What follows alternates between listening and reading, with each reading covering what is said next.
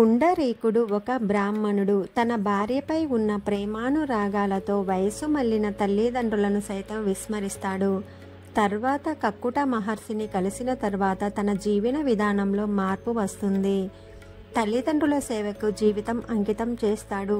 ఆ సమయంలో కృష్ణుడు నిచ్చెలి అయిన రాధ ఒకసారి ద్వారకకు వచ్చి ఆయన ఒడిలో కూర్చుంటుంది.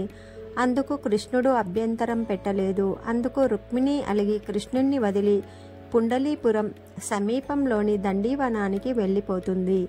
దాంతో కృష్ణుడు బాధపడి ఆమెను వెతుకుతూ దండీవనంలోని పుండరీకుడి ఇంటి దగ్గర ఆమెను కనుగొంటాడు.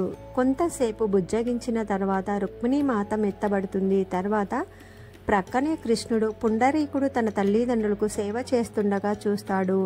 పుండరీకుడు ఒక రాయిని బయటకు విసిరి కృష్ణుణ్ణి దాని మీద నిల్చోమంటాడు. కృష్ణుడు ఆ రాయి మీదనే నిల్చుని పుండరీకుడి కోసం ఎదురు చూస్తాడు.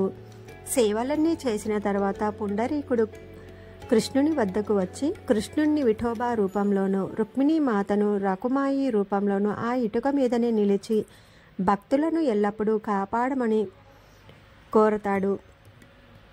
ఈ కథ 2 పురాణాల్లోనూ ప్రహ్లాద మహారాజ్, తుకారాం లాంటి భక్త కవుల రచనల్లోనూ కనిపిస్తుంది. కృష్ణుణ్ణి విఠోబా, విఠలుడు లేదా పాండురంగడు ఇలా మహారాష్ట్ర, కర్ణాటక, గోవా, తెలంగాణ, ఆంధ్రప్రదేశ్ రాష్ట్రాల్లో ఆరాధిస్తారు. ఈయన్ని విష్ణువు లేదా ఆయన అవతారమైన శ్రీకృష్ణుని అంశగా భావిస్తారు.